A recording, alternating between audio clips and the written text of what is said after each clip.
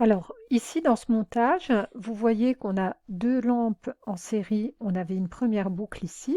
Ici, on a un interrupteur, la pile.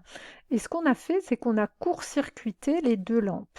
Les deux lampes, elles sont raccordées, elles sont raccrochées à un fil. Donc, ce qui revient à dire que ces deux lampes, elles sont court-circuitées. On va voir ce qui se passe quand on ferme l'interrupteur. Qu'est-ce qu'on constate? On constate que la paille de fer, elle brûle. On va essayer d'expliquer pourquoi. En fait, quand on a mis un fil ici et qu'on a fermé l'interrupteur, le courant électrique, il va choisir le chemin le plus simple. On va dire le chemin qui lui résiste le moins. Donc il ne va pas choisir de passer par les lampes, mais il va plutôt choisir juste de passer par les fils parce que c'est plus facile. Et quand il va passer uniquement par les fils, le fait qu'il n'y a pas de résistance, il n'y a rien qui l'empêche de circuler, fait qu'il va devenir très intense, et il va devenir tellement intense que ça va s'échauffer, et la paille de fer va brûler. Deuxième cas, ici, on a court-circuité juste cette lampe-là. On va voir si la paille de fer va brûler.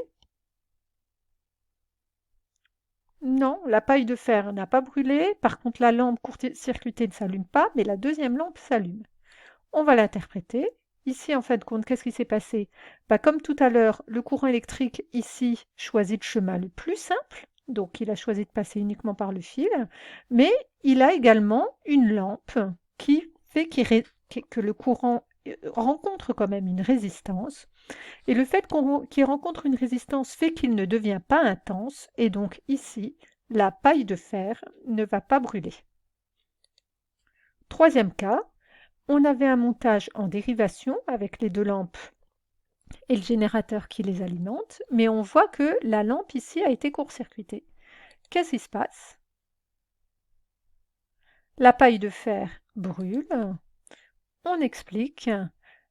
Comme tout à l'heure, le courant électrique, il va choisir le chemin le plus facile. Donc il va passer uniquement par du fil, et c'est parce que par du fil et par aucun autre récepteur, eh bien alors dans ce cas-là, il devient très intense. Alors en plus, il va y avoir une particularité. Dans ces cas-là, la pile, elle est reliée juste à du fil, donc ça revient à avoir court-circuité la pile. Et quand on court-circuite une pile, c'est dangereux puisque la pile, elle peut tellement s'échauffer que ça peut être le début d'un incendie.